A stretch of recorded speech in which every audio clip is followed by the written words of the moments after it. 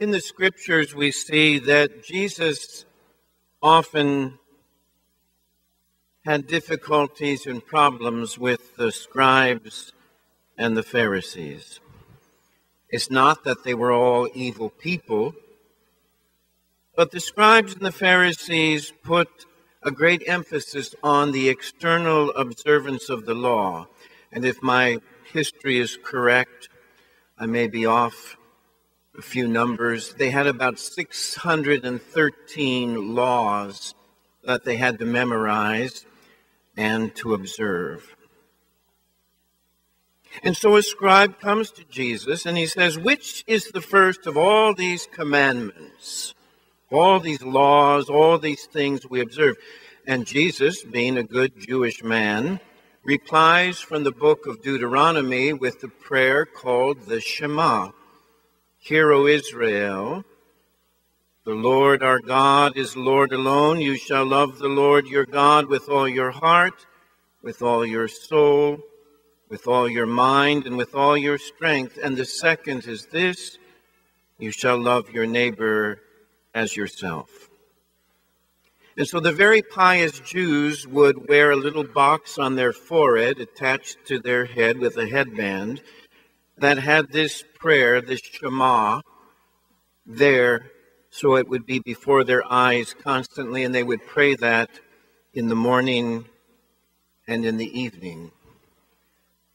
And it sums up the whole law. If we love God with our whole heart, with our soul, with our mind and our strength, everything else will fall into order. That's kind of the easy part. God is easy to love. God is in heaven. God is here.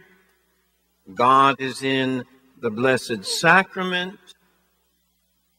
But other than what we are commanded to do, God doesn't bother us. So God, for the most part, doesn't irritate us. The hard part is the one phrase, you shall love your neighbor as yourself.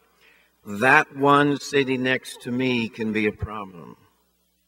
And that one sitting next to me can be a problem. That's going to be the challenge to put into action the true love of God. And so where do we Catholics go to find strength for this? Well, we look at that great crucifix there on the high altar.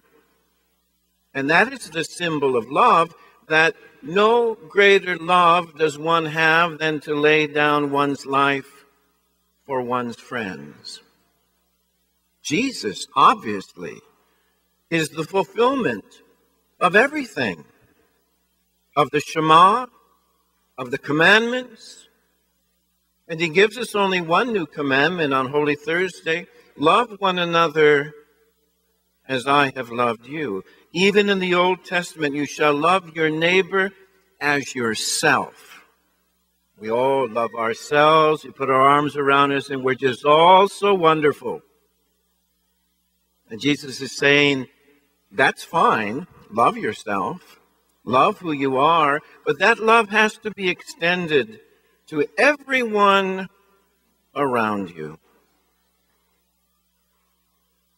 And so the Shema becomes basically the fulfillment of the first commandment. I am the Lord thy God. You shall not put strange gods before me. We love the Lord with our heart, our soul, our mind, and our strength. And then in our second reading from the letter to the Hebrews, we are reminded of how that love comes to us. It comes to us through the sacraments that Jesus, by his death on the cross, redeemed us. And by that death, we enter through baptism into his death and into his resurrection. And then we draw from the Eucharistic table the strength of the grace of the sacrament to do exactly what the Shema lays out for us.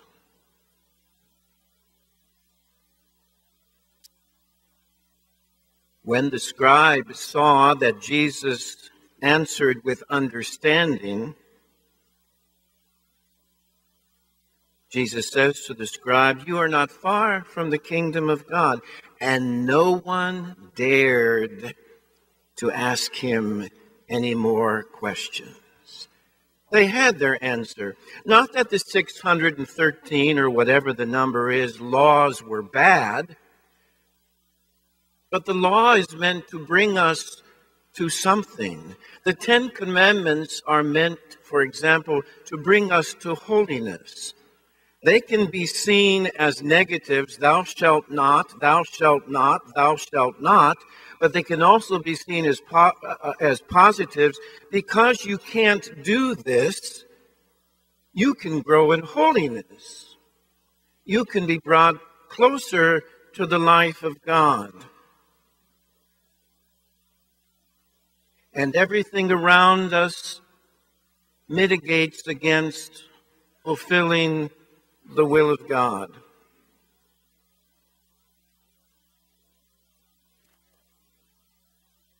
Today and tomorrow and Tuesday morning, meditate on the Shema. Hear, O faithful people, the Lord our God is Lord alone. You shall love the Lord your God with all your heart, with all your soul, with all your mind, and with all your strength. And you shall love your neighbor as yourself.